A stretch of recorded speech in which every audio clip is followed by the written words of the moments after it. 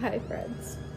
Okay, so someone asked me like, okay, you're a noob. You find yourself like in the midst of like digital warfare all of a sudden.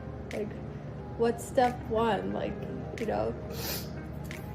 So there's a couple things like right off the bat to know. Like, one, Bluetooth. No more. Wired baby, sorry. And you have to go back to a lot of old school stuff. This cloud synchrony, like I use other people, the fact that other people use cloud sync, no, not for you. Like, whatever your email address, your cloud, whatever it is, sorry, not anymore. I don't care if you've had it for your entire life, same with your phone numbers, your credit card, everything about you, right? So step number one is like, you gotta get new devices, you gotta get new email addresses, new phone numbers, and you have to build it off of something that's secure. So if you have something that's using like rootkits, which embed deep into the operating system, and then they take over control. So what that means is they can change permissions of things like your calendar starts being able to access your contents, and then like your camera, and then your emails and your texts and your network and blah blah blah. So it's like that's one way, a pretty easy way for me to like spot when a device has been compromised. And like nowadays, like I've learned to kind of just live with it, especially like on some devices. Like if I know it sounds ridiculous, because for the majority of the time, at least in the situation that I deal with, like it's mostly like surveillance. Like he mostly just wants to, watch me through the camera, monitor who I'm talking to via like phone calls, emails, texts, just full on, like think of peeping Tom, but times like a zillion. And so, and there's a million different ways. Like I've tried all the different ways to keep someone out of your device, but like, technology moves so fast, and every time they make, like you figure out like a bulletproof system, right? Like a bulletproof vest, they just make a better gun or better bullets, right? So at a certain point, you just have to figure out, like, at least for me, when you don't have the system of enforcement to make it stop, just how to like live in that digital divide, kind of, right? But then when he has these flare-ups, like I call them, when typically like around like court dates or things that he doesn't want me to like be in contact with or whatever, he's having an emotional time or whatever, then he'll escalate to things like deprivation, right? And that's when I have to escalate to IT and get new devices and stuff like that. So it's kind of this like dance that we've been playing for 3 years, right? So for most people, like you're not going to have such a pervasive issue, and most abusers will move on to like a new object of obsession after 2 years. That's the maximum. All. But so things that you need to do and be aware of: clouds, like not for you, right? devices in your own name, not for you, right? You can get a device in your name, but then you gotta swap it with somebody. There's no salvaging a device once it's infected. The roots, IMEM, whatever, preferably not your own cell phone plan. You can try prepaid stuff, but they all require you to register, like with information that's identifiable to you. So if you're really trying to stay off, like the radar, you know, Kohler bot radars or whoever, that's not going to work for you, right? Yeah, so becoming friends with, like, you know, local computer shops and people, and doing tradesies like building Faraday bags, or just shooting, you know, you'll find that most people, like, there are so many good people in the world, and like they want to help you. And I've had so many like local tech heroes like provide thousands and thousands and thousands of dollars in services like for free, just because like they knew exactly what's going on, and they're powerless to stop it, but like they do everything they can to help, you know, because like people are good, and you know, I love the people, the public. And so these things, you can buy this fabric, this Faraday fabric, online, Amazon, Alibaba, whatever. This stuff breaks down, right? That's why I use magnets in them, but like learn to sew, or get some Faraday tape and some and learn how to put those bags together, because you're gonna need those, because it's a low-tech way of blocking signals, and you need to have your devices isolated,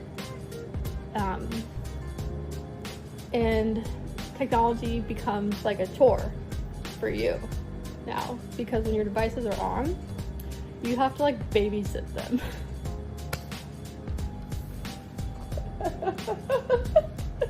To make sure that they're not like, there's no like, I know, it's ridiculous, right?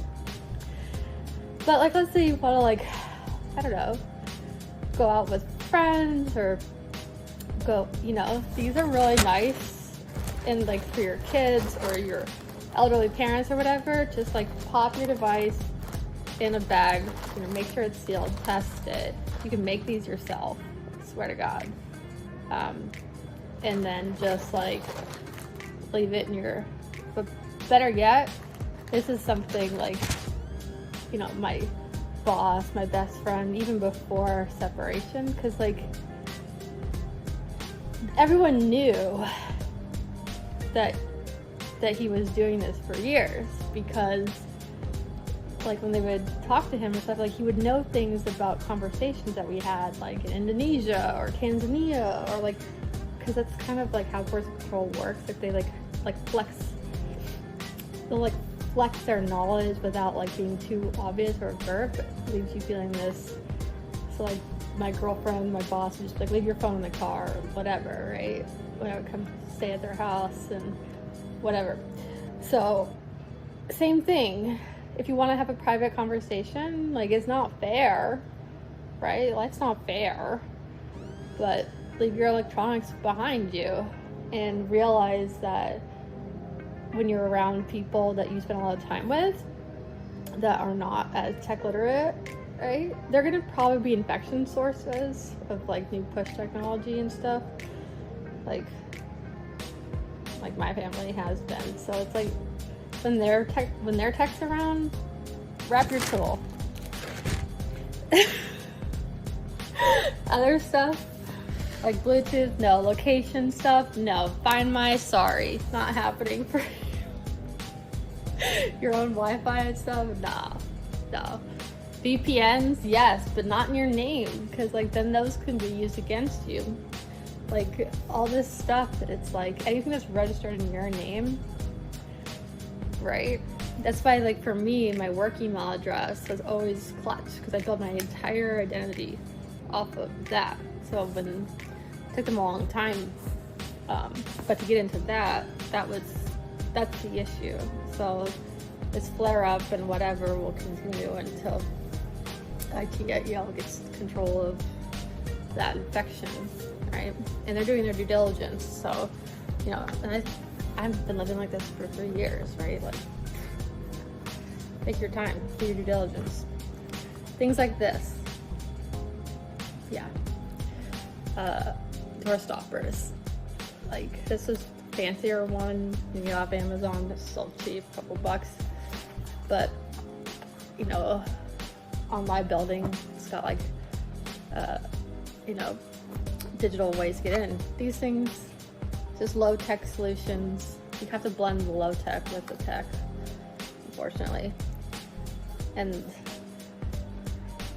prior to all this, I did a lot of, I spent my 20s mostly on planes, living internationally, you know, doing child development work from, well, yeah, so I have a lot of like global security trading, and two-door stoppers was something that was always on the list for travel. And now I use it here domestically too, right? One for the main door and one for the bathroom door. If you're in a hotel, you should always have that if you're flying. Yeah. Also, same things apply, right? Situational awareness. And yeah, with your tech, it's kind of the same, instead of using the same kind of tips or tricks as you would, like, you know when something's not right, but unfortunately with tech, it's like, you have one breach or like one issue and like the whole house collapse, right? And it can take months to restore identity. I know, like, I've done it like 17 times to restore my identity, and that takes months, like, each time. And so and it's it's hours and hours on the phone. It's like changing all your credit cards, all your, like, even like social. But yeah, but just doing it, you have to accept that, like, if you're gonna live this lifestyle, because you have to, like, trying to do it like this way, and if you don't have access to this book, like, it's worth ordering it or having someone else order it for you, preferably. And then you gotta, and don't just like leave your accounts open, because that's one way that they've gotten me too. And then I don't have control over the old cloud accounts because they've taken over control. And so then just shut down all the accounts that you have, and then create new ones that aren't linked to you in any way. Right? You gotta go dark for a while.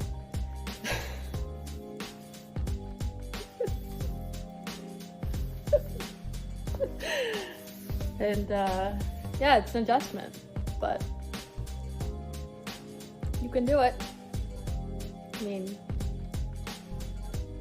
and to a Faye, everything tech can be beaten by tech. Put it that way.